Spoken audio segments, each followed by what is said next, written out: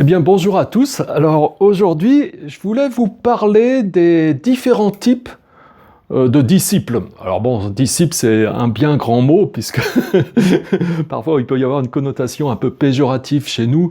Donc, au sens positif du terme, les différents types de disciples quand on parle de chemin spirituel. Donc on va parler de ça, mais avant tout, si vous n'êtes pas encore abonné à cette chaîne, bien sûr, je vous invite à vous abonner à cette chaîne YouTube qui rejoint maintenant plusieurs centaines de personnes.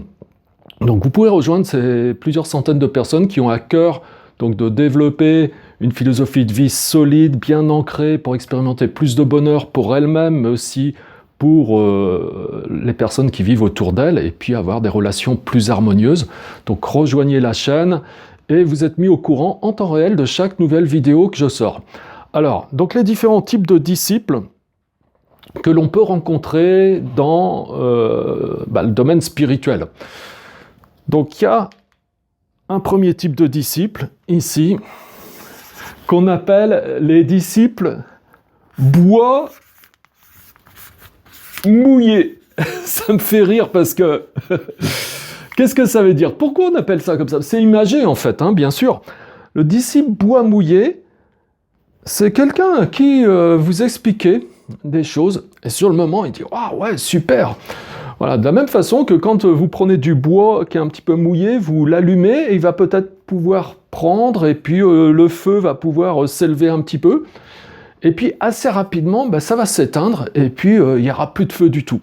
Donc de la même façon, le disciple de type bois mouillé, c'est quelqu'un qui va prendre les enseignements, et on va avoir l'impression que oui, ça l'interpelle, il intègre ça, et voilà, il y a quelque chose qui s'allume, vraiment. Et puis très rapidement, le temps va passer, des fois une demi-journée, une journée, et ça y est, il n'y a plus rien. C'est comme si on avait tout oublié. C'est un petit peu comme une passoire, voilà, dans laquelle on essaye de faire verser, on essaye de verser un liquide, et puis ça passe au travers, ça reste pas, quoi. Donc ça, c'est disciple bois mouillé. Ensuite, dans la tradition, on parle du disciple de type bois sec.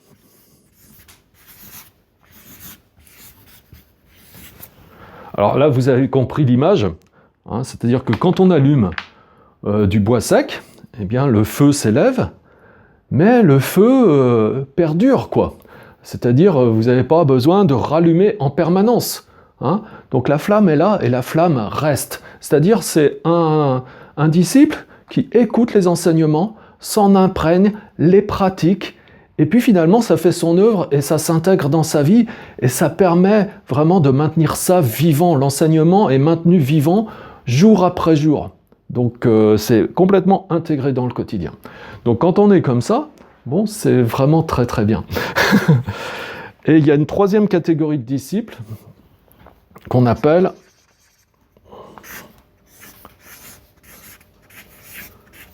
poudre de canon. Alors je ne sais pas si on voit dans la vidéo, si c'est marqué, on le voit indiqué, poudre de canon? Ouais. Ok, poudre de canon. Je demande un petit feedback de la part des gens à qui je suis en train de parler, puisqu'en fait je fais une vidéo live là. J'explique des choses à un groupe de personnes, et en même temps ça permet de faire une vidéo et d'en faire profiter tout le monde sur un petit aspect qui est sympa.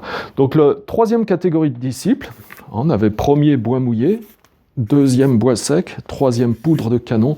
En fait, ça, c'est des disciples d'un type extrêmement rare. C'est vraiment des gens qui ont un karma où, depuis des vies, ils ont cheminé spirituellement de manière importante.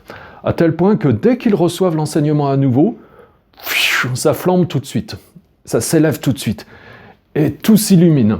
Et à la limite, la personne a besoin de quelques instructions, et puis ça peut très bien lui suffire pour qu'elle continue à faire son chemin, parfois même pratiquement seule, quoi. Ou avec très très peu de nécessité d'aller voir son guide et d'aller le revoir encore et encore. C'est-à-dire que la compréhension se fait absolument naturellement.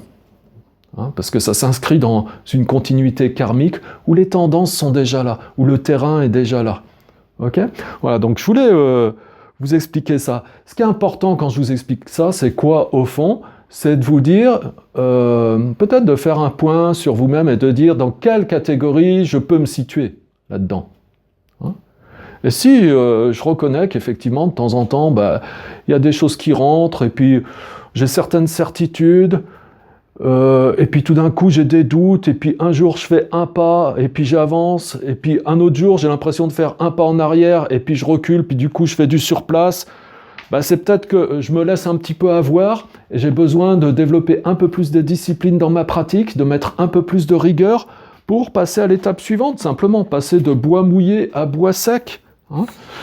Et de cette manière, bah, ça va me profiter, bien sûr, je vais être plus heureux comme ça, je vais avancer, et puis je vais pouvoir donner plus de sens à ma vie, développer des meilleures relations avec autrui, voilà, avoir des meilleurs feedbacks aussi de la part de mon environnement, en particulier de mes semblables, et puis me sentir mieux dans ma vie, et puis que tous les gens se sentent mieux dans leur vie lorsqu'ils sont en ma compagnie. Hein. Donc, voilà, on peut dire que ici, parce que ça c'est vraiment exceptionnel, les disciples poudre de canon, vous avez compris, hein, c'est par exemple des grands saints, je prends l'exemple de Swami Shivananda, donc un des plus grands saints de l'Inde moderne, un des plus grands saints du XXe siècle, puisqu'il a quitté son corps dans les années 1963, je crois. Voilà, donc bon, lui, il a reçu des instructions une fois de son maître, et après, il a fait son chemin tout seul, quoi. Mais ça, c'est des destinées absolument incroyables. Nous, déjà, si on peut faire partie de cette catégorie, c'est bien, parce qu'avec ça, on avance.